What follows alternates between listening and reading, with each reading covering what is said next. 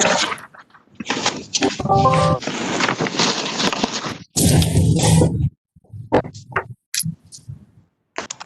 morning.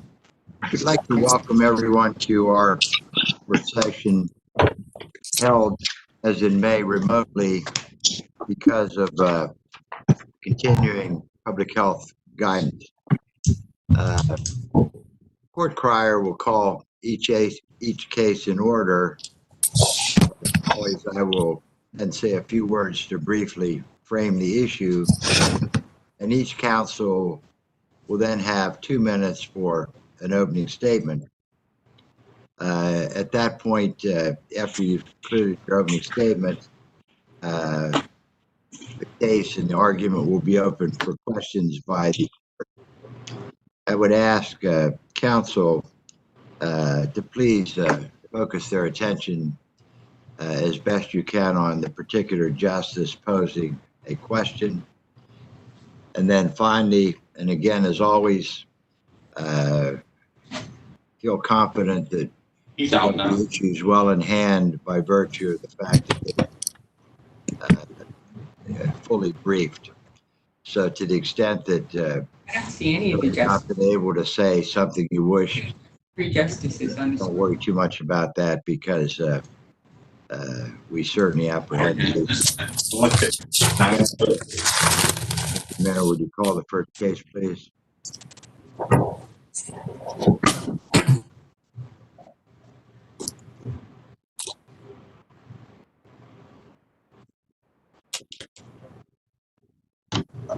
Terrapin Investment Fund, SMPD Manufacturing, and the Pennsylvania Department of Health versus Wall McKelvey and PennLive. Representing the Department of Health is Kevin Hoffman. Representing SMPD Manufacturing is Joshua Horn. Representing Terrapin Investment is Clifford Levine. And representing PennLive is attorney Joshua Bond. Good morning, Mr. Hoffman. We'll start with you.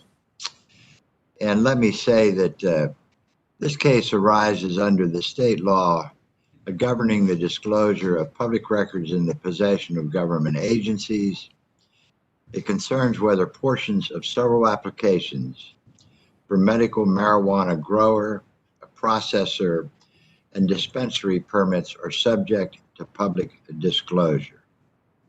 Mr. Hoffman. Good morning, Your Honor. May it please the court, I am Kevin Hoffman here today on behalf of the Department of Health. And Your Honor is correct, this case does involve medical marijuana and the intersection of the rights to know law. And I'd like to start by saying, Your Honor, that this case involves a unique issue that I don't think this court has really ever had the chance to address before, and that's how does the rights to know law and the trade secret exemption actually work when it comes to the iterative redaction process. And if I can start, Your Honor, by giving a 10,000-foot view, the Department of Health was tasked in 2016 with creating this. I'm sorry, somebody. Can't hear, Your Honor. Is everyone able to hear me now? Mr. Hoffman? Yes. Justice Baer, and you have 2 minutes uninterrupted time, and I'm interrupting anyway. As part of your 2 minutes, in light of your stipulation, will you be nice enough to just make sure we understand the issues you want decided? And again, I apologize for interrupting. No issue at all. And yes, I'd be happy to. The department's sole remaining issue to resolve here today has to do with the trade secret exemption. The lower court opinions both put an onus on the Department of Health and in general government agencies to determine if a trade secret exemption is valid prior to the OOR hearing the case. Essentially, there is a burden shifted onto the department. The department simply does not have the ability or the expertise to identify whether a trade secret is valid. And we note that the lower court's opinion here is a bit contrary to their own opinions. And I think the issue that this court still has to raise really comes down to what is the role and responsibility of a government agency in determining how to handle the trade secret redaction and how to handle the iterative redaction process going forward. I would just let the court know, and I don't want to use up all my time, but the right to know law and the case law around trade secrets does not provide a framework for how government agencies should go forward. And the lower court's opinion sort of ignore the fact that there is no good framework. And the lower court's opinion don't provide guide rails or a track for the department to follow in this respect. So that is the issue that the Department of Health will be advocating and discussing here during our time today. And I will note that it is our intention, if the court does have the time, for each of us to have a total of 10 minutes to be able to adequately present our side. I know that after me, Attorney Horn will be presenting, and then Attorney Levine will also be presenting. Attorney Horn will be presenting regarding similarly situated applicants and whether a remand is necessary for fact-finding. And Attorney Levine graciously agreed to hit cleanup and also handle the financial records and how those relate to confidential and proprietary information.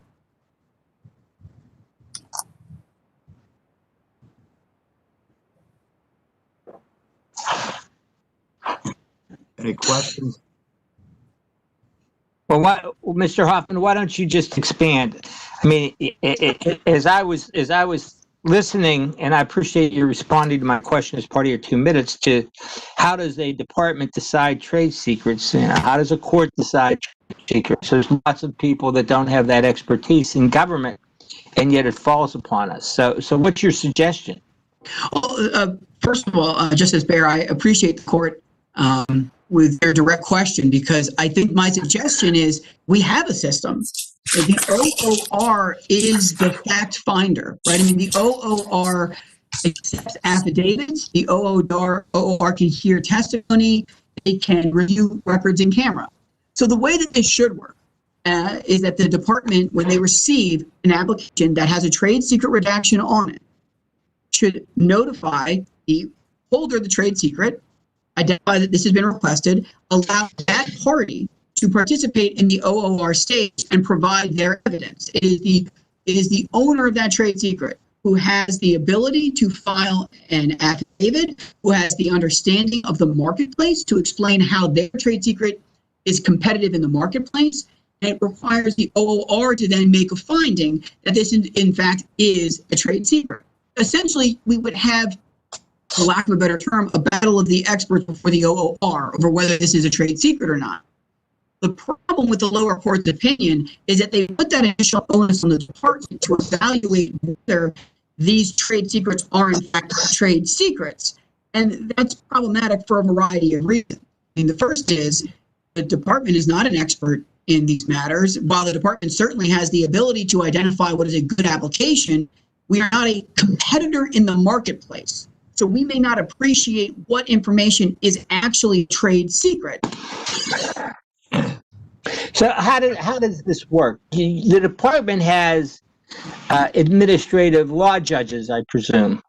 Why doesn't the department in the first instance have the ability to make the decision the same as OOR, the same as us, listening to the battle of experts and saying, our view as Commonwealth agency is trade secret or not trade secret, subject to review? So there's two reasons for that. The first reason is we're not the fact finder for right to know law. So if a right to know law case comes in, we don't find the facts. That's the OOR's job, is to be the fact finder, or in some cases the Commonwealth. But I think the more important factor here is that the case law in the Commonwealth Court has made it clear that it is the third-party trade secret owners who should be advocating their defense. And I sort of have this issue where the right to know law requires a government agency to confer with the owner of a trade secret, but the developed case law requires a government agency to defer to the owner of the trade secret. And I think it was the Malsby case that we referenced in our brief, where the Commonwealth Court went even so far to say that, if a government agency releases a trade secret without the trade secret owner having the right to defend it, it amounts to an evisceration of the right to know law. So the department's position is that while the right to know law requires us to confer with the owner of the trade secret, the developed case law actually requires us to defer to the owner of the trade secret. So the department's position is we don't have the right, not only are we not the fact finder, we also don't have the right to identify what is a trade secret by saying, no, this isn't a trade secret. I think that the developed case law has been clear that it is the owners of the secrets who have the right to fight that. Counsel, And I think that's, I sorry, go ahead. Sir, to follow up, is it the department's position that a government agency should simply defer categorically to such claims of privilege? Yes, that is the department's position, Your Honor. That is based entirely on the case law from the Commonwealth Court that's almost in every instance. I have not found one instance where the Commonwealth Court or this court said, yeah, the department has the right to just decide that it's not a trade secret. I mean, that's not the case law. And so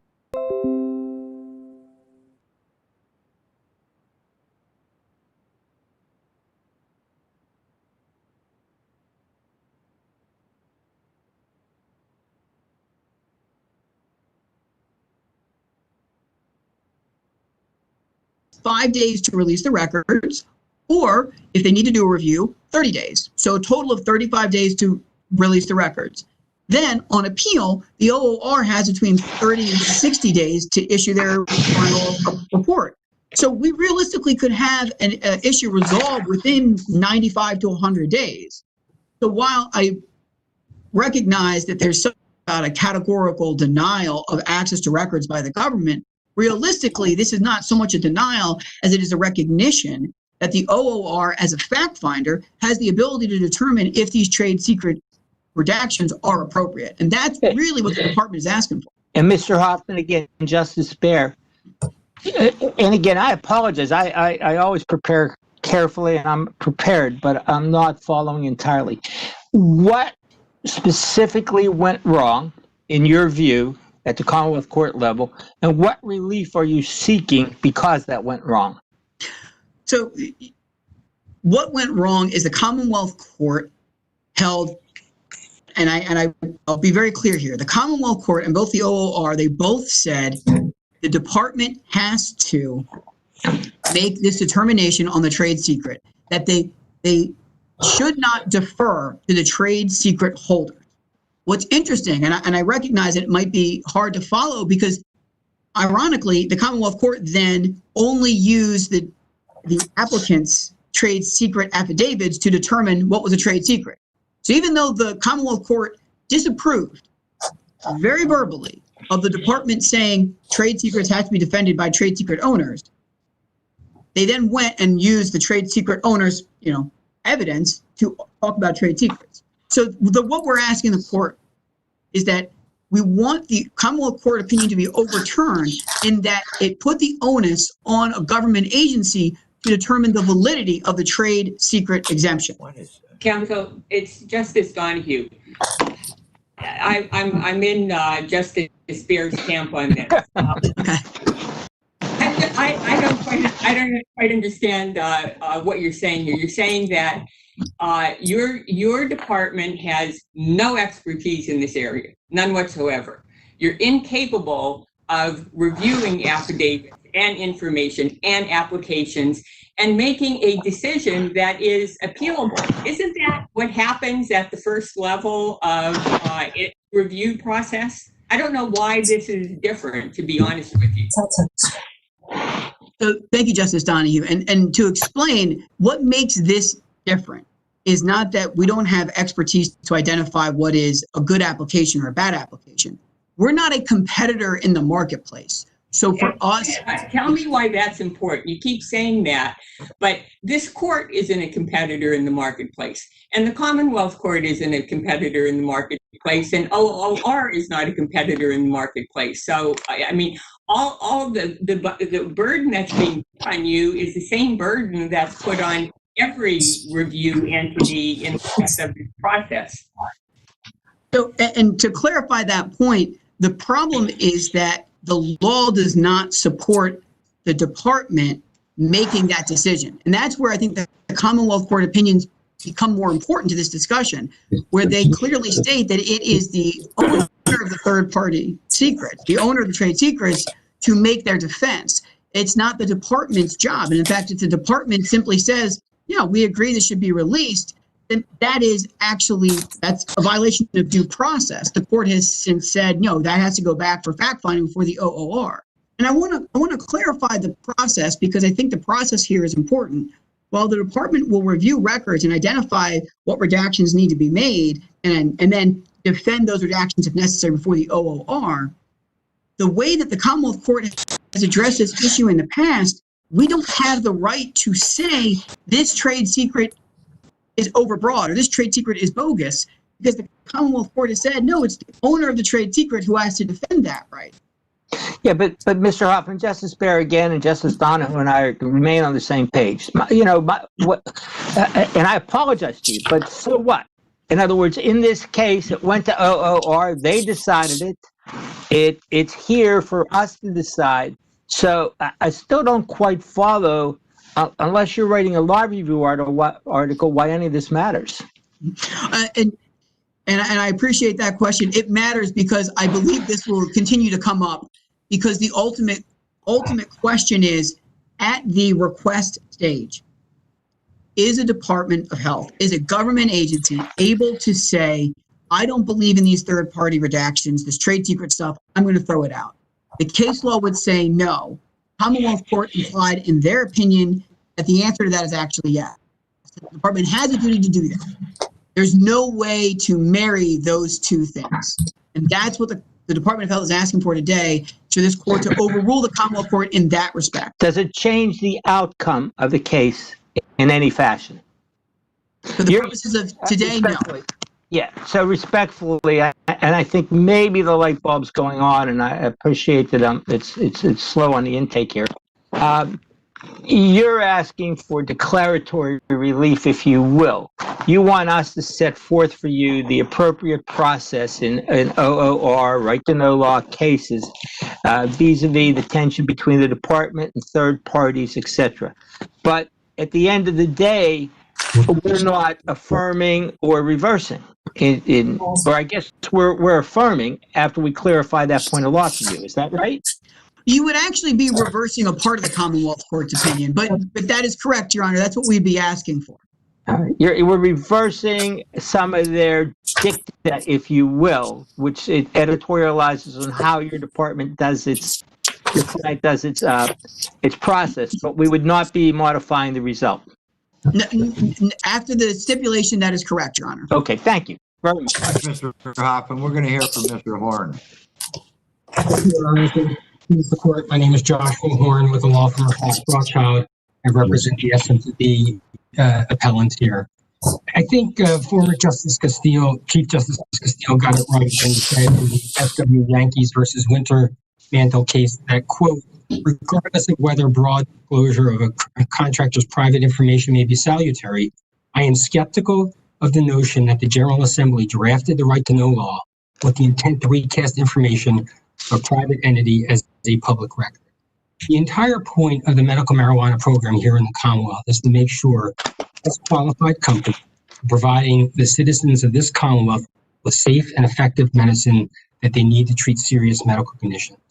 This is a nation, highly competitive, permit-capped, cash-based industry, which requires careful consideration of what should or should not be in the public domain for the entire program throughout Pennsylvania, if not beyond. This is a unique business, which requires that all applicants submit the same categories of information under oath, pursuant to Section 1141(27), with the basis for each redaction under the right to know law. Although the details of that information will differ among them, all applicants should be treated the same for the purpose of the right to know law, because the application in and of itself reflects the highly competitive, trade secret, and confidential information that all applicants must submit as required by the Medical Marijuana Act and the regulations thereunder. In essence, the completed application is the secret sauce. On its face, it is a trade secret and confidential information. Thus, in our view, the Commonwealth Court was incorrect, not applying it equally to all parties. The error in the Commonwealth Court also was that it concluded that you should look at the record as a whole, in order to determine whether the right to know law exceptions apply.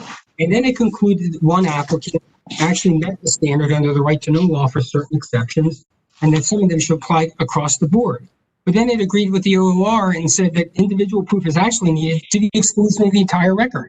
So either it was the entire record as a whole to be considered, or it wasn't. So that was error. The Commonwealth Court compounded this error in our view because there was really no adequate process or substantial evidentiary record requiring remand by the Commonwealth Court to the OOR, where the Commonwealth Court on its own should have accepted additional evidence to further develop the record, all of which it refused to do. As this court noted in the Bowling decision, the OOR really lacks a defined process, which it could have resolved through regulations as to what would actually be required for the purposes of substantiating redactions on one of these applications. There was no such guidance until the Commonwealth Court gave some guidance in the context of industry-wide standards and the industry record as a whole, as it said. But in our view, they can't be, since this is such a new industry, that decision cannot be applied retroactively because effectively SMPD and other applicants would not have had the opportunity to really create the record. And if it's applied prospectively, we submit that we should be given the opportunity on remand to have the OOR further in the Commonwealth Court further reflect on the evidentiary record. Second, the OOR effectively assumed that any significant redactions alone meant those redactions were improper. But remember, the application itself justifies the redactions because on its face, it demands providing trade secrets and confidential information. These are detailed under oath applications as to what each. Counsel, can I interrupt you? To inquire about a premise you just recited? Doesn't the different treatment given to the applicants show that the department did not simply dismiss redactions? In other words, Terrapin redacted, what, 75%, and yet a number of those redactions were credited, whereas your client was treated differently. Doesn't that suggest there wasn't a blanket treatment given? In respect, there isn't, because this is a new industry, there needs to be a uniform standard as to what is sufficient for the evidentiary record. The Commonwealth Court has repeatedly over the years said that an affidavit is not required. And you only have to establish the preponderance of evidence. And here, to your point, Well, Counsel, it's Justice Baer, and I don't want to interrupt Justice Weck, but what is required? In other words, you have to establish your burden by preponderance of evidence, which is your answer, and I agree with that, and Justice Weck agrees with that. You can do that by affidavit. I guess you can do it by deposition, but don't you have to do it by something? And isn't Justice Weck saying to you, you didn't do it with anything? And thank you, Justice Baer. I was just getting to that point, if I may. I respectfully disagree that SMPB did nothing for the following reasons. If you look at the decision in Office of the Governor versus Davis, in that decision, the Commonwealth Court reiterated that an affidavit or other verified information is not required to prove an exemption where it's clear from the face of the record. Rather, only evidence is required. And in the Davis case, the Commonwealth Court also observed that the index. And so here, the problem we have here with the affidavit is a very detailed affidavit runs the risk of disclosing those trade secrets and confidential information for which you're trying to protect. The Davis court specifically acknowledged that concern when it said, quote, when description of records may undermine the very protection sought, an affidavit may be counterproductive and infeasible. Mr. Horn, Justice Baer again, if I can just continue to follow up. Tell me specifically, what did you put into the record at the OOR to support your contention there should be exemptions? Yes, so what we put into the record was the sworn to application that was redacted. And as required under the instructions for the application, each redaction had to have a substantiation of a redaction under the right to know law. That's number one. Number two, we submitted a position statement by a lawyer with a redaction log to support the under oath application that the OOR had to consider. The error here, Justice Baer, is that OOR did not conduct an in-camera review where the requester originally requested an in-camera review. This would have been an in-camera review of something under oath. That is evidence. And that is on its face, it asks for trade secret and confidential information, which in and of itself substantiates the record. And one more, just so we can hone down, because I think we're getting somewhere. SMPB, your client, files an application for exemption, which is verified, and then some sort of statement by counsel to supplement it, asks OOR for a in-camera review of that, and they refuse. Now, is that your position? Yeah, the in-camera review was requested and it wasn't provided. That's correct. And the position statement, I think, has a little bit more weight since it was submitted by a lawyer. And the lawyer, of course, has his or her ethical obligations for candor to the tribunal and candor to their opponent. And so I think if you couple all that together, there was enough for the OOR to consider, but the OOR didn't consider anything. It completely punted with respect to SMPB because there was no affidavit. It refused to accept additional evidence because it wasn't sworn to. And our position is based upon precedent in the Commonwealth Court. There's at least 3 decisions. I cited one, that an affidavit is not required. And this could have easily been rectified, picking up on Mr. Hoffman's point, if the OOR would have actually had a process and have reviewed these things in camera, we probably would not be here today because that review would be of an under oath application with the justification for redaction. I thought, this is Justice Baer again, I thought that these applications by statute were public record. Your Honor, yes, the statute says it is subject to the right to know law, but there's no meat on that bone. And here's the reason why that's also an issue. If you look at Pennsylvania Code Section 28, Section 1141, 22, I believe, Your Honor, it sets forth all the exceptions to the right to know in the context of an application. And so on its face, the regulations contemplate a redacted application and in fact instructed applicants to submit a redacted application. And one of those categories is confidential and proprietary information, which we submit. There are redactions other than the security issues which have been resolved. So did you submit a redacted application to OOR? Yes, we did, Your Honor. And is it your argument here that they did not substantively review your the confidential portions of your application and that they should have? That's correct, Justice Baer. Okay. From my viewpoint, I think I understand anyway. Thank you. I think we'll hear from Mr. Levine, who's the third-party appellant presenting argument, and perhaps we can then, after that, turn to the argument of the media plaintiff. Mr. Levine. Mute. Which was one of the applicants. So just as a preliminary point, contextually, the right to know law applies to the case. The statute says it does, but there are 30 some exceptions to the right to know law, which of course are relevant. And as Mr. Horn just pointed out, when the application process was undertaken, the department indicated that each and every applicant should file a redacted version because it was very obvious that there were going to be a lot of confidential information that would fall within those various exceptions, notably trade secrets and confidential and proprietary information.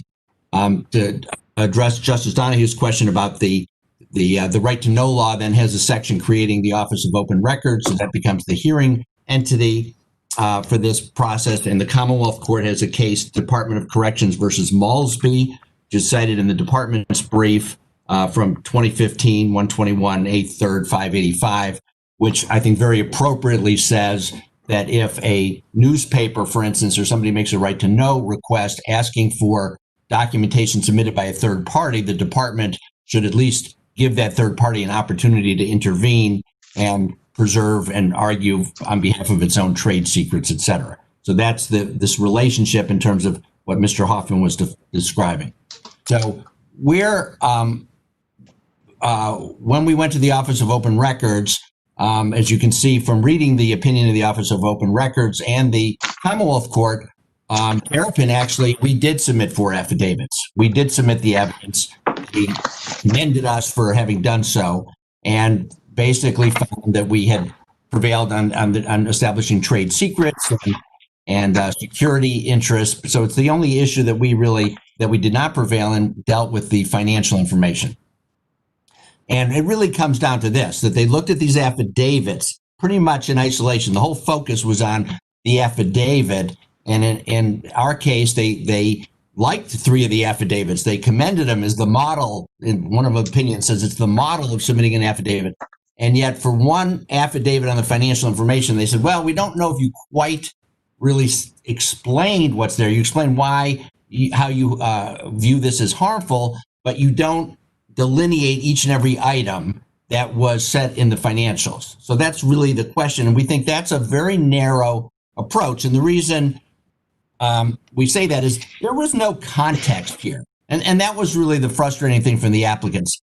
This was a competitive process. There were 450 some applications and 35 winners. 8% prevailed. And the department did this whole evaluation and had 30 some categories that you had to submit.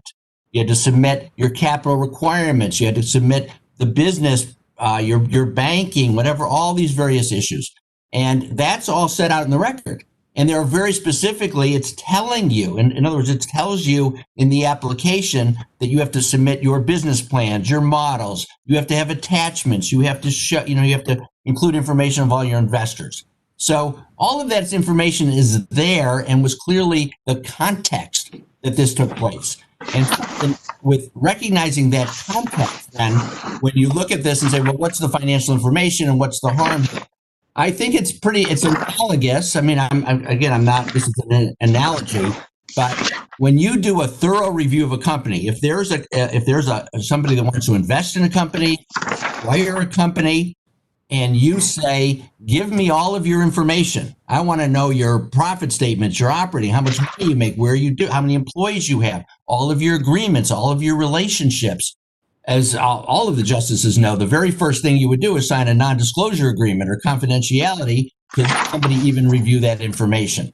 And in a sense, that's the information that was made available to the department. So this is not a situation where there's like a contract for $1 million between one party and another, and that's what we're asking. This was really a thorough analysis of whether a particular applicant had the capabilities. And almost by definition, none of these were operating in Pennsylvania because this is the first round of applications in Pennsylvania. None of it had to do with any relationship. Yes, Mr. Levine, I'm sorry, it's Justice Barry again. And again, perhaps I misunderstood your argument. As I thought I read the Commonwealth Court's unanimous en banc opinion, it was relatively simple, I thought. They commended your application, your advocacy. They distinguished it from other parties.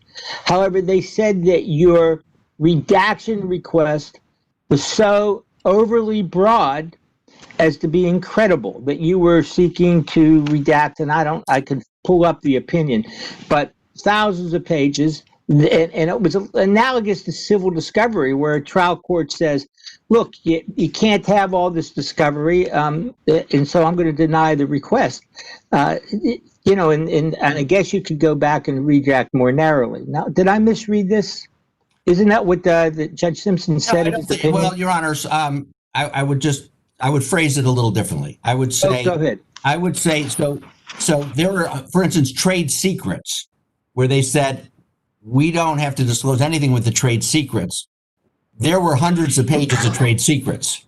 It was just about the number of pages. That's really not the issue here. And I just want to point out, as part of the effort to impress the department, everybody's trying to show how, we're the best and we should get one of 12 grower licenses in the state.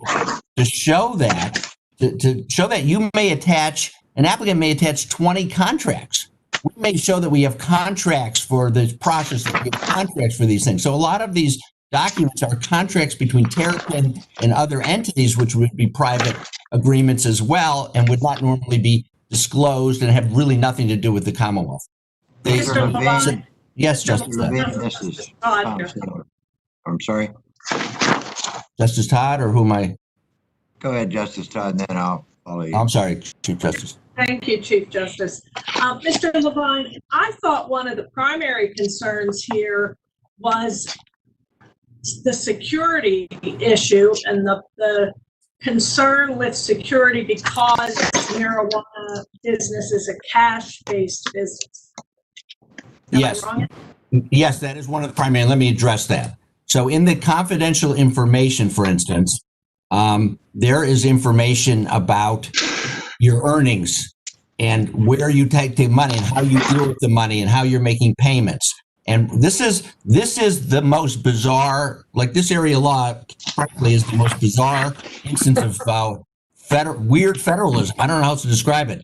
This is a Schedule I drug under federal law. Schedule I, like heroin. And at the same time, 41 states have legalized this. So we're in this really weird relationship. And so a lot of the banks have limitations and how they're going to deal with this. There's IRS just issued a clarification because there's tax laws, there's payments that are made in cash. There's a weird overlay here where there's like an understanding that the federal government's not going to intervene in these operations at the state level.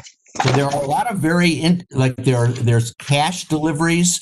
There are some have banking relationships, but there's questions of whether even people who are not even touching the marijuana can engage in the banking. For instance, if let's say you're a security firm and you're just supplying security cameras to a marijuana facility, and you're banking with a bank, are you somehow partaking in the furtherance of a Schedule I drug at the federal level? On the other hand, you're engaged in just normal business operations at the state level. So a lot of the financial information really gets into, so for instance, they're asking, who are your banks? Who are your investors? If I'm if I'm an investor and I put $1 million in a particular company and I have a bank account and it's disclosed on the internet that Cliff Levine has put X dollars into this and investing, am I now risking my banking relationships because of this weird federalistic issue here?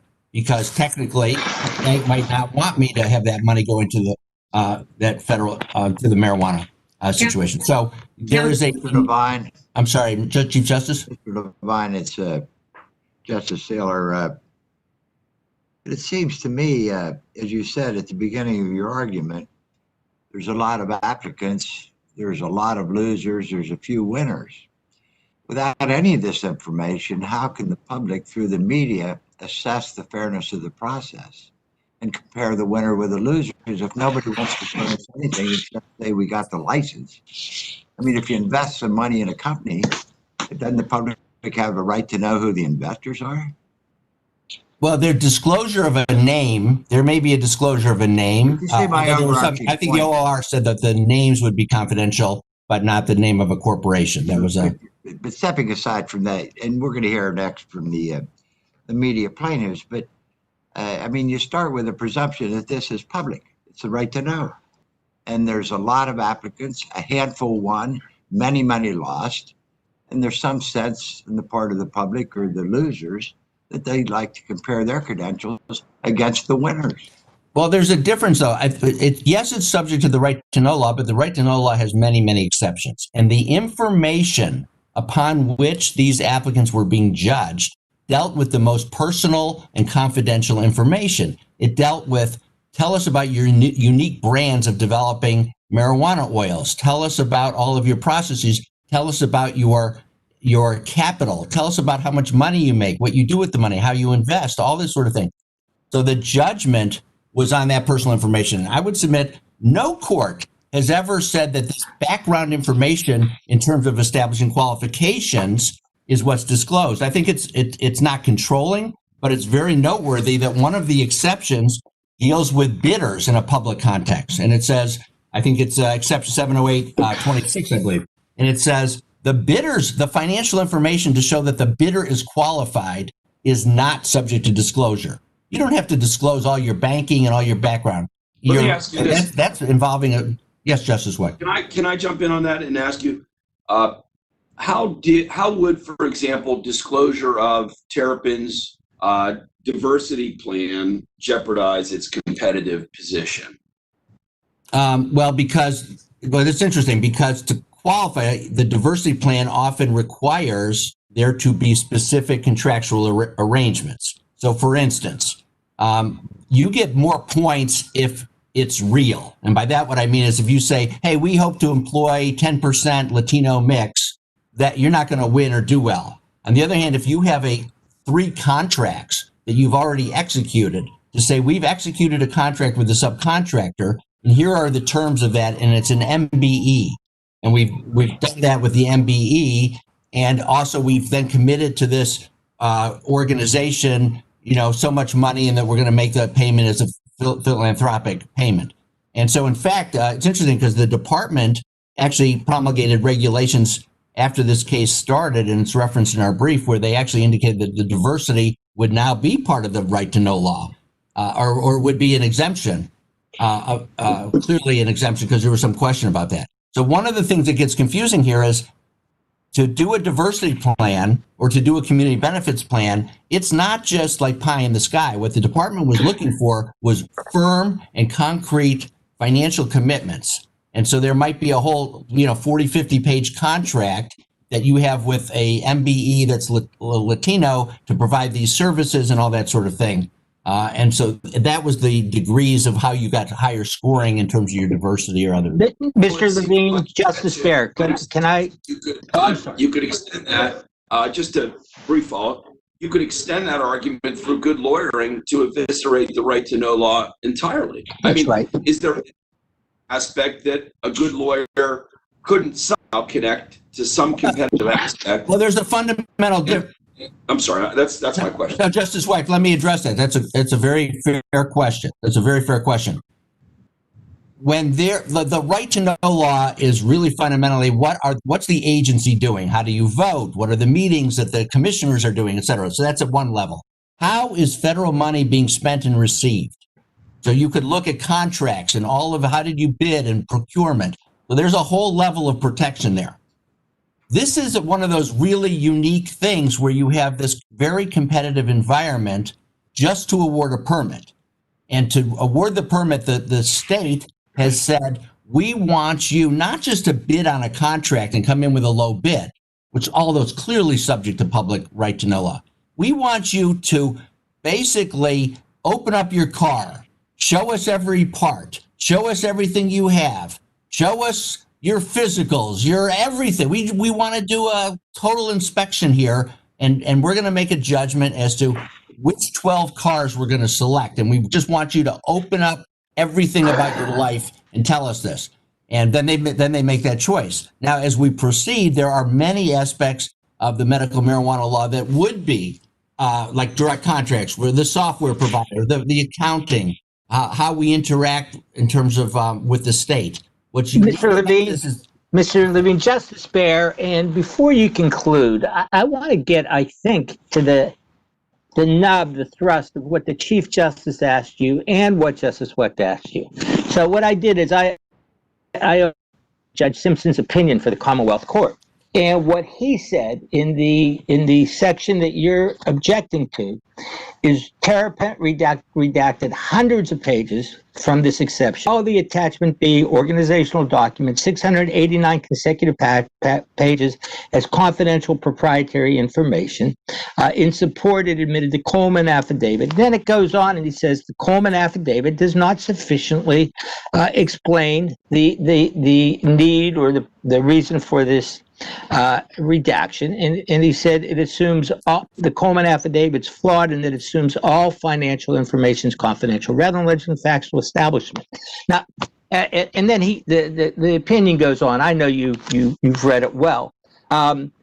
It seemed to me, as the Chief Justice said to you, that our legislature has passed the Open Records Law and Act, and it says that this should be transparent. The Commonwealth Court decided a mixed question of law and fact. And the factual basis is what the trial court does every day, that you asked for too broad a redaction, that you redacted too much. and therefore they exercise their discretion in the factual basis to say no. Now, again, you're concluding, but I don't want you to conclude without having a chance to respond, is the way I'm leaning. Thank you. I'm going to just make up numbers, but it's fair enough. So if there were 750 pages that were redacted or whatever out of 1,000, 350 or 400 might have involved trade secrets.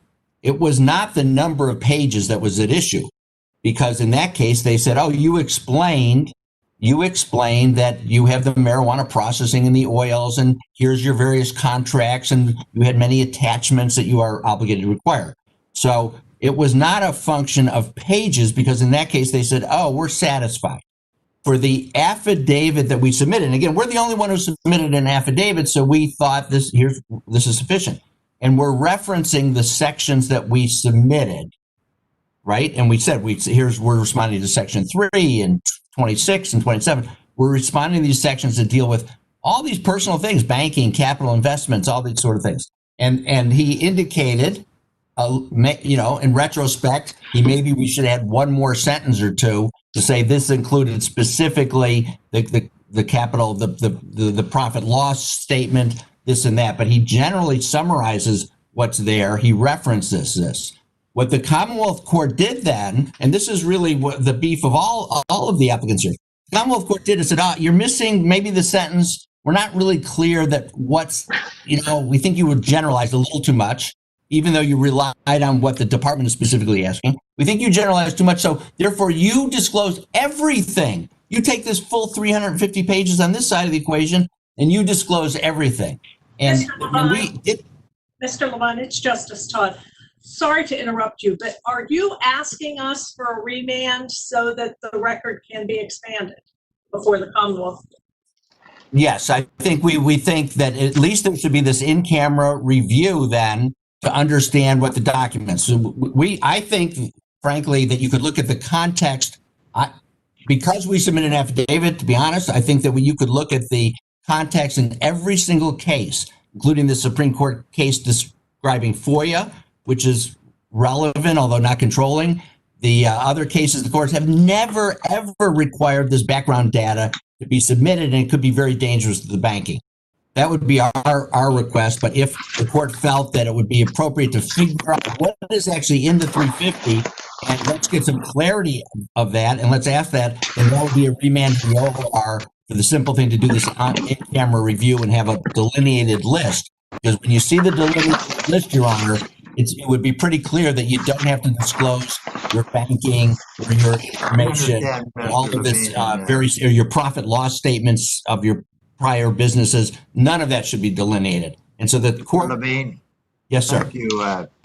We'll hear now from the appellees.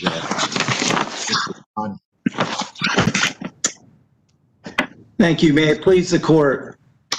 What I haven't heard from any of my opponents today is that the Medical Marijuana Act expressly states that these applications are public records, in addition to being subject to the right to know law exemptions.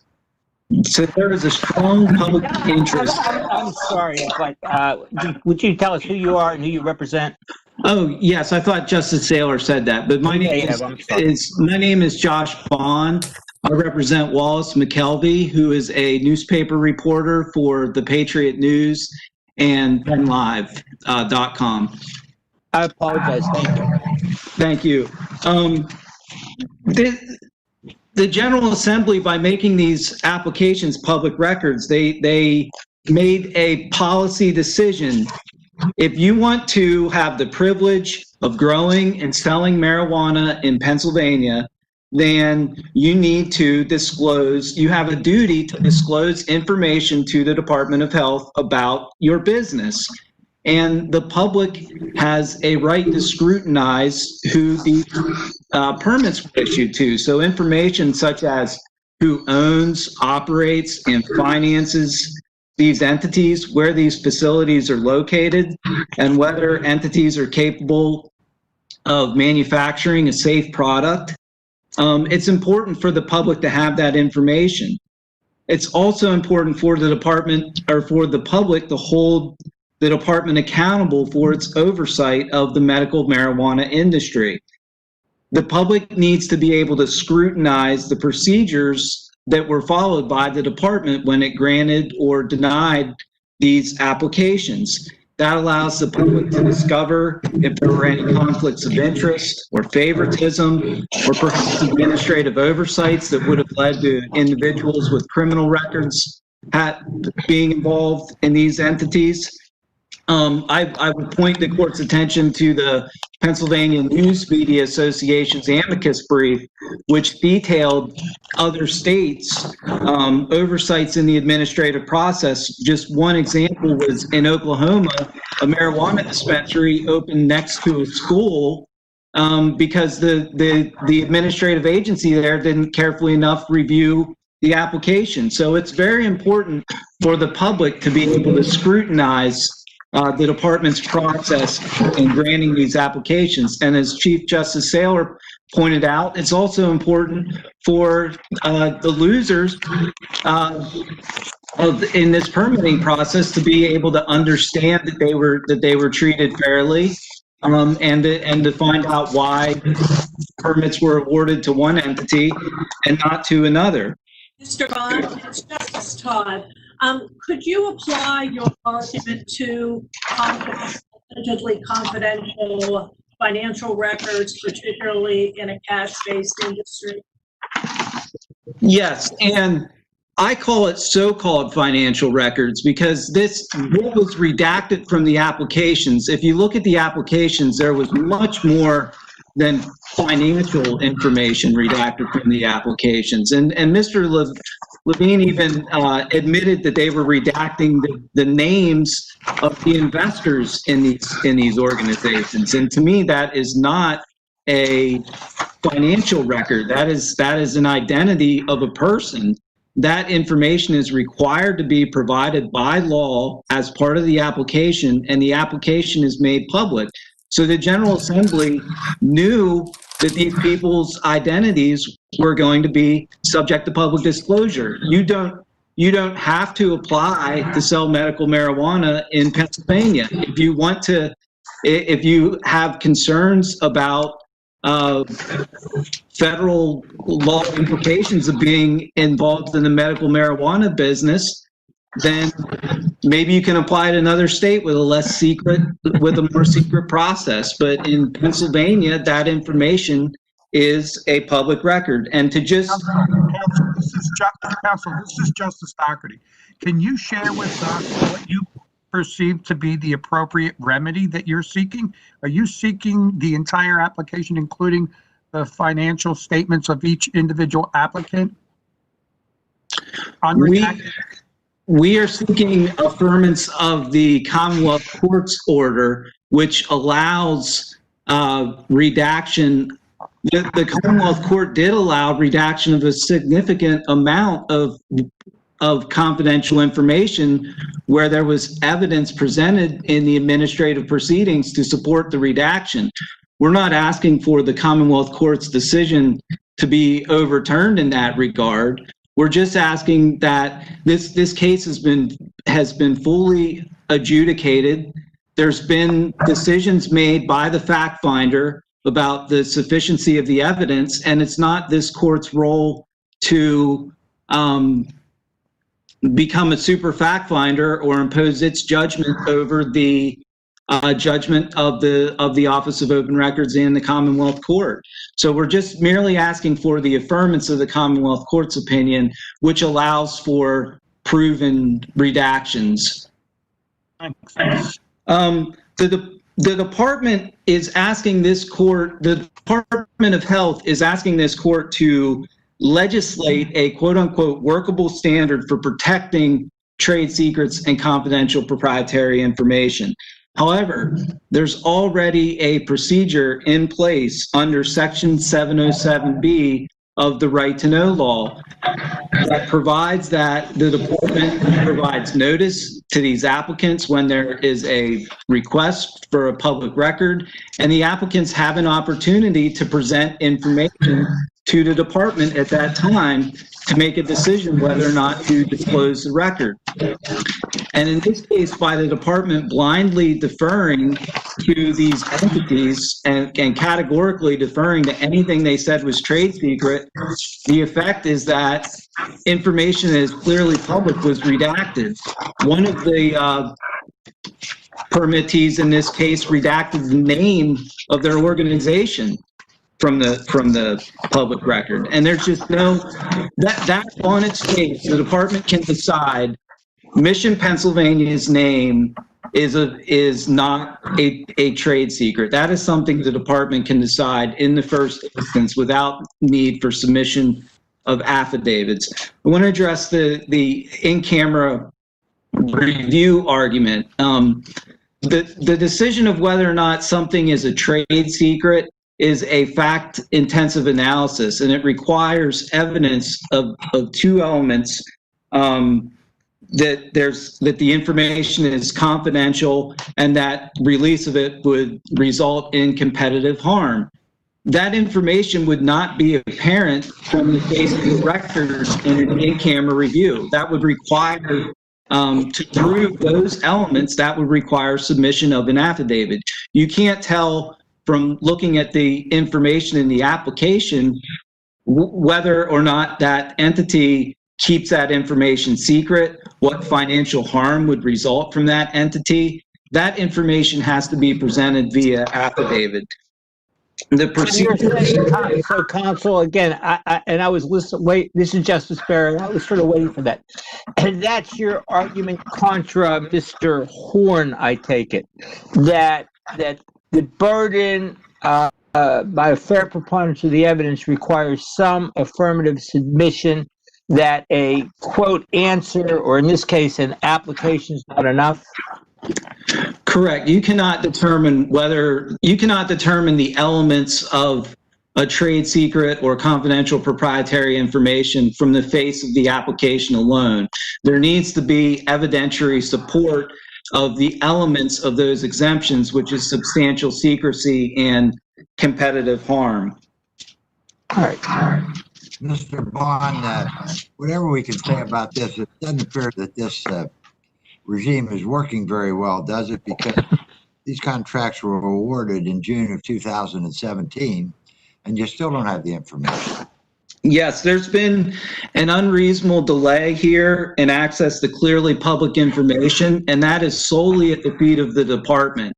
I can understand that these private entities want to redact as much information as possible. And if you adopt the department's position, the department just has to blindly defer. These entities are going to say that one of the entities before this court argued today that the entire application is secret. And so if there's a standard in place that the department just has to blindly defer to what these private entities want, there is going to be significant delays in public access. And this court's jurisprudence in regards to providing opportunity to allow people with notice and opportunity to defend exemptions, none of that jurisprudence is applicable to this case.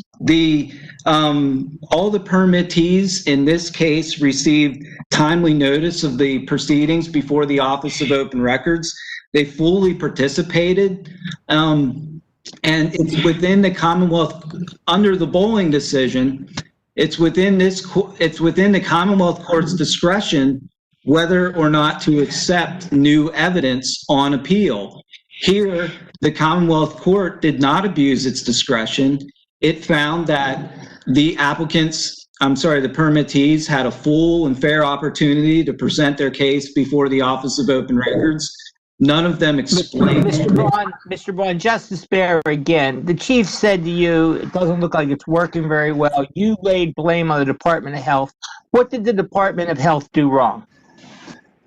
The Department of Health should have not allowed redactions categorically. The Department of Health should have followed Section 707B of the Right to Know law. It should have notified the applicants that their information was subject to a public records request. it should have been the Section 707B provides a process for the applicants to then respond to the Department of Health, and the Department of Health has to make a determination, not in a vacuum, but based on the information that was provided by the applicants, whether or not there's a colorable trade secret claim. I'm also not saying that the Department of Health should have just released these applications without any redactions, but it should have done its own initial determination of whether the redacted information was trade secrets or not. Again, it's Justice Bear. If the Department of Health does what you want, and we're going to have to go study this because of the department's request. It's a complicated case, but it still goes to OOR. It still goes to Commonwealth Court, and then it still comes to us if we take it. So I don't see where the Department of Health has caused undue delay, because its decision, in quotes, was to redact everything or to give them everything. Give your clients everything.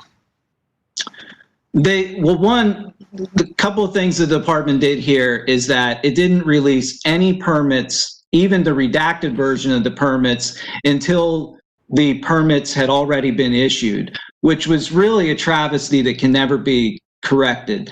All of these permits were issued in complete secrecy. The public did not have one application available to it, even though it was a public record at the time these applications were issued.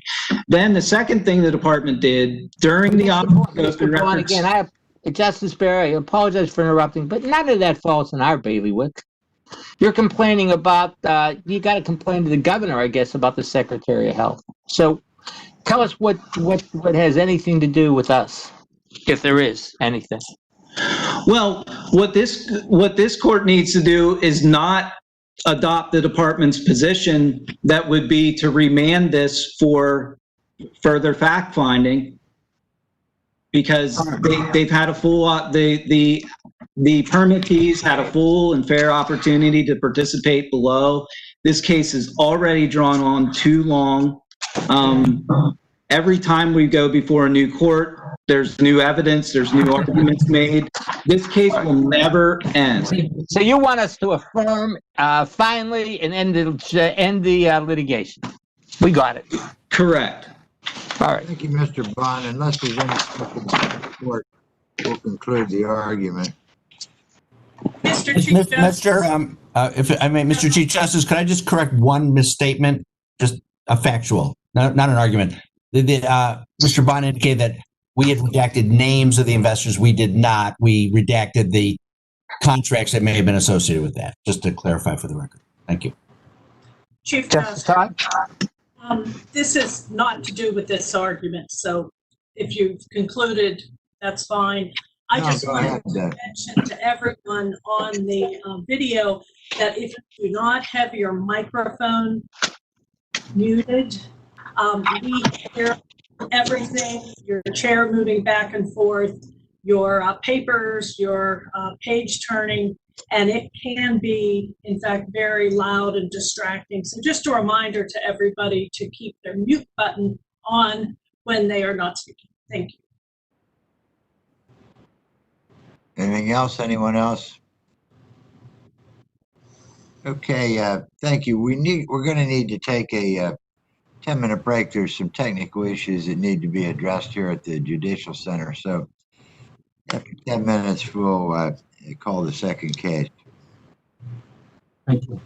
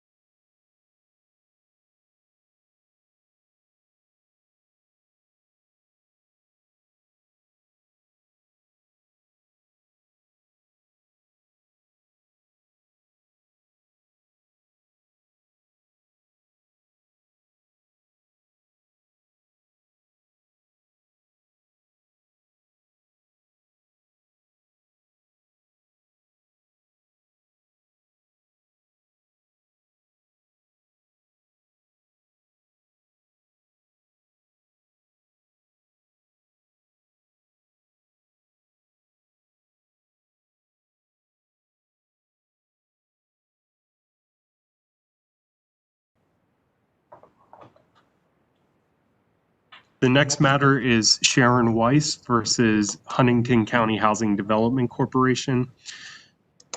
Arguing on behalf of appellant is Nathan Morawski. Arguing on behalf of appellees is Anthony Vigilante. Good morning. Appellant filed a negligence action against the Housing Authority of the City of Huntingdon, alleging that she fell on a sidewalk at night because of insufficient lighting. The trial court granted the Housing Authority's motion for summary judgment on the basis of sovereign immunity. The Commonwealth Court affirmed, concluding that the real estate exception to sovereign immunity did not apply, as there was no defect in the Commonwealth realty. Rather, appellant's injury was due to natural nighttime darkness. Appeal was allowed to evaluate that determination. Mr. Morawski. Thank you, Your Honor. May it please the court, my name is Nathan Morawski, and along with Stephen Barrett, we have the privilege of representing Sharon Wise, appellant in this matter. Your Honors, we have two specific requests that we are making today with regards to our appeal. The first, as it pertains specifically to Sharon Wise, is to ask this court to find that the Commonwealth Court and trial court were incorrect in their application of the real estate exception, most notably the Commonwealth applying this court's decision with KG, remand the matter back to the trial court. Second request, which is admittedly a bigger request, is to ask this court to essentially hit the reset button as to sovereign immunity in the real estate exception. In a sense that over the years, what has happened is these decisions are not evolving, but have become branches off of a tree that really do not have a connection and have created issues. And I think that in this particular case, it's noteworthy because in KG, this court specifically addressed the fact that it needed to remedy a lower court's decision in Dean in order to clarify the issue, rendered their decision in KG, which the Commonwealth Court in our case had before it in order to make a decision. And yet the Commonwealth Court did not properly use KG as it was intended. I think the saying goes, Your Honor, that you can lead a horse to water, but you can't force it to drink. Now, what appellant would suggest is that this court's decision in KG essentially led the Commonwealth Court to the water. The Commonwealth Court failed to drink, and we are going to ask the court to revisit the law because of this ongoing cycle of cases being raised, brought through the appellate levels, the Supreme Court having to change, and then going back. So yes, we are asking the court for a complete visit, change, amendment, however we want to phrase it, to go back and instruct the lower courts as to what exactly all of this means. Your Honors, I think the starting point for this really boils down to what was the legislative intent of the Tort Claims Act, specifically the real estate exception. And the history that we have from the Joint State Government Commission in 1978 with regards to this exception was simply this, and this is what it says. As to real property generally, this area of waiver is intended to impose liability as it would exist if the owner were a private person. That was the intent, that when this exception was carved out for real estate, it was meant that when the Commonwealth had property, they were to be treated as any other property. And what the litany of cases have shown since the adoption of this act has been the opposite, has been to find any potential reason that you can find in order to broaden immunity on behalf of the common. And so that's where the two asks come. Your Honor, I'll start with this case in particular, the first ask about specifically with regards to Sharon. KG was very straightforward. A dangerous condition of Commonwealth property or something that could be recoverable at Commonwealth. And in this case, there really is no issue with the third prong about recoverable at Commonwealth. I think the Commonwealth opinion even suggests that they believe there is an action there if it were a private property. However, in this case, what the Commonwealth Court did was essentially ignore the fact that you have a tree, which is of the property. Ignore the fact that you have a lamppost, which is of the property. Ignore the fact that it happens on a sidewalk, which is of the property. And then incorrectly states that what was the defective aspect of the property that caused the dangerous condition was darkness. And the problem is that in and of itself is wrong. because it wasn't the natural darkness that caused the fall. It was the fact that the tree blocked the artificial light from the lamppost from shining on the area. So yes, while it happened to happen at night, the fact of the darkness was not anything having to do, that's not the condition. So if we put aside for the moment that the Commonwealth Court simply picked whatever it wanted in order to justify the end, to say that the defective condition of the property was natural nighttime darkness, that's not really accurate. It was the shadow that was cast upon Mr. Morosky, it's Justice Todd. I think what you're getting at is that the condition and positioning of the lamppost and the condition, pruning, whatever might be required of the tree, those were maintenance responsibilities of the property owner. That's correct, Your Honor. There's no issue that all of these things were owned, operated, maintained under a state of repair from the Commonwealth through the housing. And if the tree were not impairing the light coming from the lamppost, then darkness would not have caused this accident? That's correct, Your Honor. That's correct.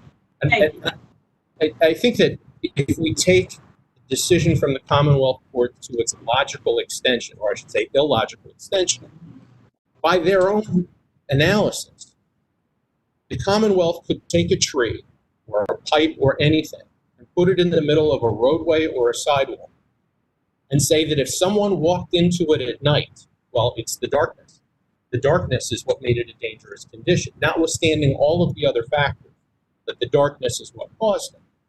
And that obviously was not the intent of the Tort Claims Act. That was not the intent of what this was being done here. It was to treat them as any other regular property in this situation. Excuse me, this is Justice Mundy. Isn't your position in this case create a duty that all sidewalks in the common must be illuminated at night? Your Honor, And is that a concern? Your Honor, that is, when it goes to the second ask we made about revisiting the law, that is clearly an issue that is out there, having to do with the affirmative duty upon the Commonwealth to provide light. And I want to separate it out into two distinct issues in the sense that it doesn't really apply to our case because the Commonwealth had already provided the light. So you can take this case and you could say, we're not going to address the issue as to whether or not there is an affirmative duty upon the Commonwealth to provide lighting. Now, I would argue on behalf of the appellant, if we're revisiting the case law with sovereign immunity, that yes, there should be. Is that distinct from the factual situation of our case? Of course it is. In this case, the Commonwealth provided the lighting. The Commonwealth had a duty to maintain it, inspect it, make sure the property was safe for its intended use, and failed to do it. Whereas if we're talking about just this general idea of providing lighting, we're getting into the same analysis that we did with KG, whether or not what we deem, was there an affirmative duty to put up guardrails? Is there an affirmative duty on the Commonwealth? It is something that this court can clearly address. I would be happy to make the argument to say that lighting is something that the Commonwealth should be required to put up to make its land safe for its intended use. They should be treated like another property owner. This is Justice Mundy again. If that is your position, then how do you align this case then with the cases we've had in the past that involved stairwells that were not lit? Your Honor, and I think that that's part of the reason why we're asking for a reason. That there are so many cases with so many different decisions about whether it's artificial, whether it's natural, whether it's indoor, whether it's outdoor. That those are distinctions that first were never intended by the legislature. It was to be as any other property owner. So whether something is artificial, natural, inside or outside, that should not be the issue. The issue should be purely one of, was it a dangerous condition of Commonwealth realty that would be recoverable under Commonwealth? It's that straightforward. And I think that, so what we're asking the court to do, again, putting aside specifics as to this case, but when we ask for a reset with regards to sovereign immunity, the issue is because we have all these decisions that don't necessarily flow from one another, that can be conflicting. And unfortunately, I think what we've learned from these cases is that where you, even in KG, where you provide a straightforward analysis, you then look at the Commonwealth Court in this case that chooses, I hate to say it's comical, but chooses to say that the planetary rotations causing darkness is somehow the dangerous condition. And what we're asking the court to do, again, on the big picture end, is essentially, we talk about, you can lead a horse to water, but you can't make it drink. But perhaps the analogy would be to say to the lower courts and trial courts, there are no other pools to drink from. And unfortunately, I think we are in a position where I'm asking the court to inform the lower courts, to revisit the law and say, there are no other exceptions. And we need to refocus from the intent being almost where it's being put on plaintiffs to show that even though this provision for immunity, saying that immunity is waived, appears to apply, the burden seems to be on the appellant in our history of cases to say to the plaintiff, to say, why when something looks like it applies, no, you have to prove a negative as to all these other reasons why not. And I think when the intent was that you were to treat them like any other property owner, burden here should Counsel, Justice Donahue, you consistently say that a private property owner could be held liable under these circumstances. And this gets back somewhat to Justice Mundy's question. Are you saying that a private property owner has a duty to make certain that illumination that it provides does not cast shadows on a sidewalk at night? And this could be a secondary question. The question is, what do you get to first? Is there a duty at common law, or is this subject to the real estate exception? But in terms of the policy issue that Justice Mundy raised, is there a duty of a private property owner to do what you're suggesting had to be done here?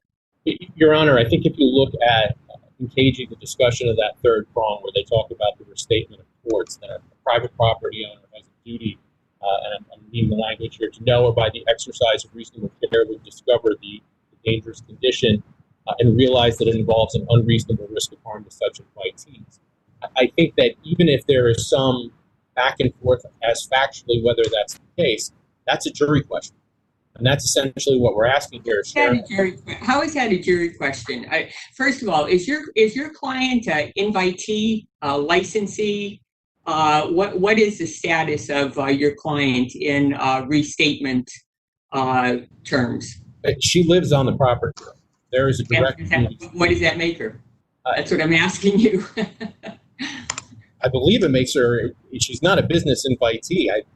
I don't know that how exactly I would clarify it, but she's clearly owed the duty for them providing all of this to her. She's not on improperly. She's walking on a sidewalk in an area in which she resides. The Commonwealth has provided lighting, provided a sidewalk, provided access to walk between. She was at her sister's residence, going back to her residence at the time this took place. There clearly is a duty on, if this were a private apartment complex, that once they have provided lighting, to make sure that they do it in a safe and reasonable manner. And if there is a dangerous condition, they have a duty to exercise reasonable care to inspect, to make sure that that is taken care of and to be dealt with. And your general point, however, getting back to KG, is that the real estate exception has to be viewed in a holistic sense. It's not a question of a tree or a lighting or a sidewalk. It's the real property as a whole, as it exists, and the role it plays in an injury such as this. Your Honor, I think it is in the sense that and maybe it's easier to go about this from the other way. I think what the Commonwealth Court did in this case was ignored the big picture and found one particular aspect that they could claim was not of the property, and therefore claimed that immunity still applied. And I think that that's the issue. So if what you're asking, Your Honor, is about, do we need to look at the whole picture? The answer is yes. And that is why, as we set forth in our brief, that I think that moving forward, the suggestion appellant made to the court would be that if some part of the happening of an accident that causes an injury to a plaintiff is of the property, not a fanciful factor, but a causal factor, even if there are other factors that maybe are not of the property, that that is sufficient, that is enough. And the concern has been, and the reason we're... Isn't your point, Tom Sadler, isn't your point that if you're walking on a pitch black sidewalk, it's a dangerous condition? Beginning and end of story. Well, it certainly can be. And in this case, it was. Go back to the statute, it talks about, that's all it says is, you're liable if there's a dangerous condition of the real estate or the sidewalks. And your argument is it was a dangerous condition or you couldn't even see. That's correct, Your Honor. And what the Commonwealth Court did was find the one aspect of it that didn't have anything to do with the property. I apologize. Counsel, Justice Doherty.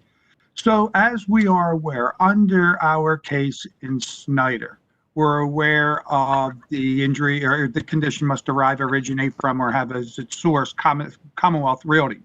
Applying that with our most recent decision in KG, in which we decided that the guardrail was in and of itself defective when it was placed. With those cases, share with me how a light pole that was operating and a tree are in and of themselves defective. Your Honor, I think that the next step is it's not that maybe in and of themselves that they were defective, nor do I think that that is what the law requires. The law requires, was there a dangerous condition, which is defined in KG as any condition that presents a danger. So the question, or at least as I would put it to the court, is not, was an individual aspect of something defective, but was the condition created defective? And as Justice Sadler said, that is what we are dealing with here. We were dealing with the placement of a lamppost, an existing tree, and where a dangerous condition was therefore created on a sidewalk that was dark, where the light did not reach. And our argument to the court should be that where, again, the basic premise should be to find the Commonwealth as any other property owner. That should be where the discussion starts. That therefore, if you're talking about what is of the property, all of this is technically of the property, because the sidewalk is of the property, the tree is of the property. All of this is of the property. And, when you're looking at a case like Snyder, where it's kind of you're in a different position, where you're not somebody walking on a sidewalk, you're somebody walking on, next to an embankment that fell on property that was not Commonwealth property. So you're dealing kind of with different factual patterns, which again is why we get into these discussions. But I'm almost saying to the court where past decisions seem to always indicate we're looking for the one thing that's not of the property to hang our hat on, that the court should look at it in all situations to defer to say if there is some aspect of liability that depends on something that is of the property, that is all that is required. Nothing goes beyond that, because those are the situations where we have found, or it's like the Commonwealth Court did here in this case, to try to find some other way to create immunity, some other factual scenario, which is why, and it understandably, it's a big ask. Mr. Morosky, it's Justice Bear. I think you've argued your case. We're not the legislature. Your argument's pretty simple. You pleaded, as the chief said to you, you pleaded dangerous conditions of the property. I speak only for myself, but I don't buy that this was caused by the nighttime. And you want to go back and argue your case to a jury. That's correct. It's that simple. That's okay. The first ask. Yes, absolutely. All right. Okay, thank you. We're going to hear from Mr. Vigilante. Thank you, Your Honor. As you said, Tony Vigilante on behalf of the Aplt, the Housing Authority of the County of Huntingdon. What Mr. Morosky just explained and what he's asking isn't to revisit the statute, it's to totally rewrite it. The legislature gave certain exceptions, and the cases need to fit into those exceptions. What he's trying to do is make every type of incident that occurs something that could fit into an exception. None of the things that are individually involved here, the sidewalk, the tree, the lamppost, none of them are in and of themselves defective. They all operate properly. The tree wasn't sick, diseased, losing branches. The sidewalk wasn't pitted or crumbling. Everything was the way it should be. He's claiming that the light from the lamppost caused a shadow. That isn't of the property. And relying on KG to get a rewrite, overturning Snyder and Jones and all those cases that have been the law for decades, just is reaching too far. KG. Is it your position, counsel? Is it your position that something must be defective for a dangerous condition to exist on the real estate? Yes, I believe, like KG said, it was the guardrail itself was defective and it caused the injury directly. Well, the guardrail was of a certain type, right? In Correct. KG, the guardrail was of a certain type. It presumably wasn't defective as to its type. It just wasn't the right type and was dangerous. Isn't that right? But there's a direct result between the type of guardrail it was and the injury that resulted. The two things. Just briefly, my point is, you were saying the light bulb wasn't defective, the tree wasn't defective, the sidewalk wasn't defective. Can we agree that it's possible that these three things could not in and of themselves be defective, but coalesce to create a dangerous condition of the real estate? I suppose theoretically it could, but I don't think it would be an exception to the immunity statute. I think what the statute says and the way the legislature intended it was that the defect has to directly cause the injury. I mean, I don't know how we can justify and coalesce what we've said with Jones, for example, which is salt on a train platform. That's not, didn't originate the rob or have its source Commonwealth Realty. It's salt sitting on the platform, but Why yet, wouldn't you let light. Just one more question. Why wouldn't you let a fact finder decide whether that's a dangerous condition of the real estate? Well, I think that this court has already made a decision. If salt on the platform, as I was saying, isn't of the property, how could the quantity of light, percentage of light, absence of light be something that's of the property or on the property? It just doesn't seem to make, it doesn't jive with the other cases that were already decided, Your Honor. So, I mean, if that's what the court wants to do, I understand, but that's completely changing decades of how the cases were interpreted. Mr. Vigilante puts up 6 lights on a stretch of sidewalk in public housing, and the bulbs in 2 of the lights are burnt out. Is that a dangerous condition of the sidewalk? No, Your Honor, I don't believe it is. So it was just gratuitous on your part, and happenstance that you happen to put the lights there, right? I think that they put the lights there because it was necessary in order to make it usable for the residents, but I don't think that there's an absolute duty to control every environs and make it perfectly safe at all times. In other words, you're saying you might have been better off if you didn't put any lights up, but I think you put lights up so that the sidewalk's not dangerous. I don't think the absence of light makes the sidewalk, whether it's from the sun, whether it's from a light fixture, I don't think the absence of light, the amount of light, makes the sidewalk itself dangerous. Thank you. Mr. Vigilante, Justice Bear, I found it note that you do not even argue the Commonwealth Court's rationale in your defense. Can I surmise that you don't buy any more than I do that the nighttime was the cause of this? I believe that, as I said earlier, that the cause of the injury has to be related to a defect of itself, directly related. I think that it's an argument that's made in a roundabout way, but I think what the Commonwealth Court is saying is the sidewalk itself wasn't defective, whether there was or wasn't light there. Okay, just one other question, and just to give you a chance. I see a vast, obvious, first-year law school distinction between salt or cinders on the property and the light bulb in the tree being of the property. Don't you see that distinction?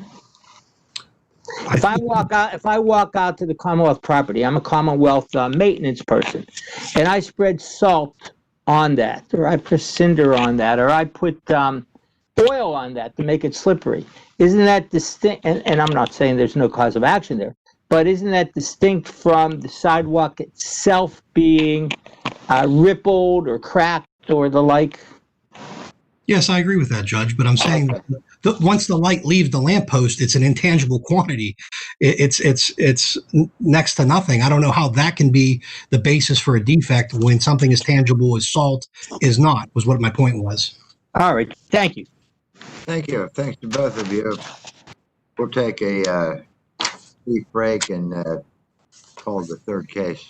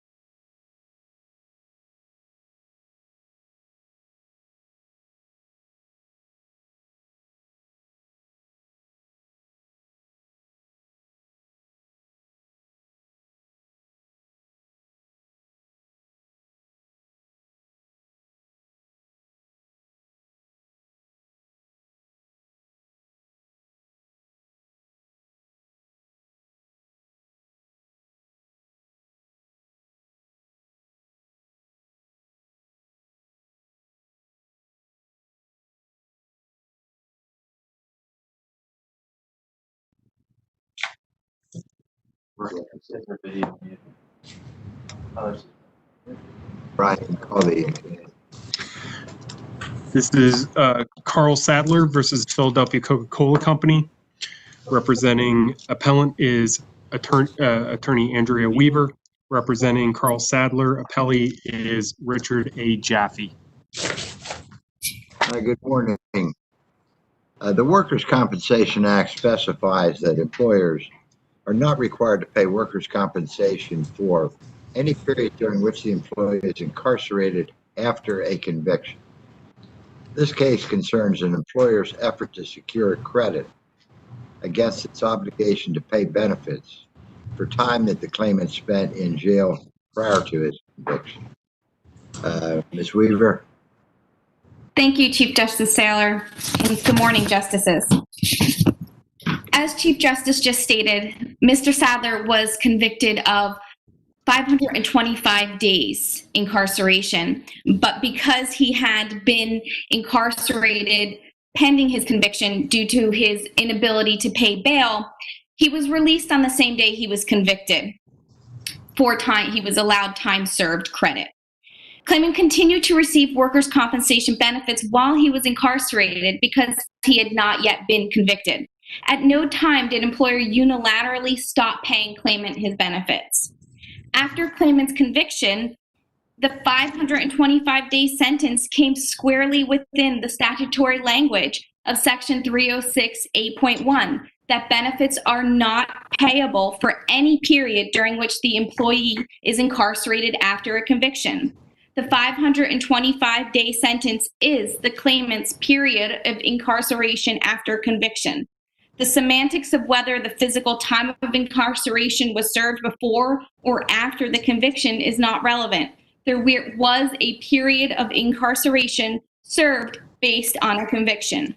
My client is not asking for a pre-conviction suspension, but just as the claimant traded time served for his sentence when he pled guilty to a felony, the employer should be able to trade the benefits paid pre-conviction for a post-conviction credit. Now, if your honors feel that there is some ambiguity in the statute and look to the Statutory Construction Act for guidance, such requires more than just looking at the statute's literal words. And it's clear that legislative intent would not be to create an equal protection issue in which a claimant who can afford bail has his workers' compensation benefits suspended upon conviction, while a claimant who cannot afford bail keeps his compensation benefits. Counsel. Yes. Justice Doherty, I have a question. Absolutely, Justice. The act specifically reads, is incarcerated after conviction. You keep arguing was convicted, and the term of incarceration should be applied thereafter. Share with me, under the basic rule of grammar, why you are injecting a past tense to a present tense. I think we have to look at the entire provision, which states any period during which the employee is incarcerated after a conviction. So it's any period of time. And when we have the 525-day sentence, that is a period of time where there was incarceration. But that's time before the conviction. You want to change the word after to before. Instead of coming to this court, why don't you go to the General Assembly and ask them to rewrite the statute, which appears to be completely unambiguous. He was incarcerated before conviction because he couldn't post bail. And at the time of his conviction, he was released on time served. You want us to change the statute for you, and I don't see how we can do that. Why don't you just go to the legislature and ask them to rewrite the law? I think that I'm not asking that it be changed. I'm asking that the reading of the current statute be read as we have a post-conviction credit for the... He was convicted after those 535 days. He was convicted at the end. He had already been inside. There was not a single day after his conviction that he was doing time.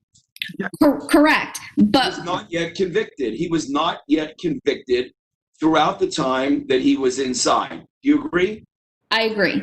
Well, it Counsel. seems to me you need to get the General Assembly to change the law. I was going to say, following up on Justice Sweck's comment, it appears you're asking us to provide a definition to Pennsylvania as Rhode Island had in its own, saying any period of during any period of incarceration, benefits are not distributed. How do you expect us to do that? Because my reading is that the statute allows for this, and if you don't allow for that, the statute is creating an unequal protection issue, and the Commonwealth Court's decision below creates this unequal protection between a claimant who can post bail and a claimant who cannot post bail. Counsel, Justice Baer, and I wanted to jump in because I actually thought that there were equal protection implications, but equal protection implications contrary to your position. What the statute, as you interpret it, would say is for those people of sufficient means to post bail, they get their comp. So if this gentleman had posted the, I guess, $150,000 bail, he was not injured, he would have gone to work the next day. Because he could not afford to post the bail, he remained incarcerated. Under your theory of the case, he doesn't get his benefits. Therefore, the deprivation of equal protection premised upon ability to make bail infringes upon the individual's rights, rather than the opposite. Do you follow that? I follow that, but I find the opposite to be true. It's the claimant that does not post bail and then is convicted. He gets the time credit served and doesn't have to pay back those benefits, even though he's convicted. And those 525 days he was incarcerated, the General Assembly has said that that is not time that is lost from work due to the work injury, but it's time lost due to this convicted and incarceration. Ms. Weaver, do we agree? I think I understand the case. I probably don't have to talk here. Do we agree that if he immediately had made bail, that you would owe, and then in due course went to this hearing and was sentenced to, let's say, 30 days, that he would then get compensation for all the time except the 30 days he serves post-sentence, and under your theory, let's say the 2 or 3 or 5 days he spends in jail from arrest to preliminary hearing when he's released? Yes, Your Honor. So you would pay him that? Well, yes, because the General Assembly is protecting the innocent. It's until proven guilty. I'm not so sure about that because they're not convicting, they're not protecting this gentleman prior to being convicted guilty. But I just have one other question and I'll yield back. It seems to me that you've eliminated any presumption of innocence for pretrial time in jail because the criminal code provides that people always get credit for time served. Defendants always get credit for time served. But you're saying because they get credit for time served, it's part of their sentence and therefore they're not entitled to compensation. So the exception eats the rule. Your Honor, I'm saying that if they get a credit for time served and it's part of their sentence, then yes, they are not entitled to benefits for the time that they have been sentenced. And you can see that they all get credit for time served because the criminal code says so. So anybody who gets credit for time served, you can't turn it down. You must get credit for time served. Therefore, you're not eligible for compensation. For the sentence. Okay. I'm sorry, Justice West, I yield. Could I jump in with a quick question? Would you agree with me that on each and every day that Mr. Sadler was inside until the day on which he entered his guilty plea. He was presumed not guilty under our Constitution and laws. Agree or disagree? Agree. Justice Donahue, did you have a question a while back?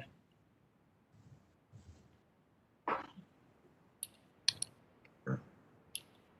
Okay, well, I think we can't My hear you, question but- was answered, Chief. Good, thank you. Well, we certainly apprehend your argument. It's a relatively straightforward argument of statutory construction, and we appreciate that. So we'll hear from Mr. Jaffe. Thank you. Thank you.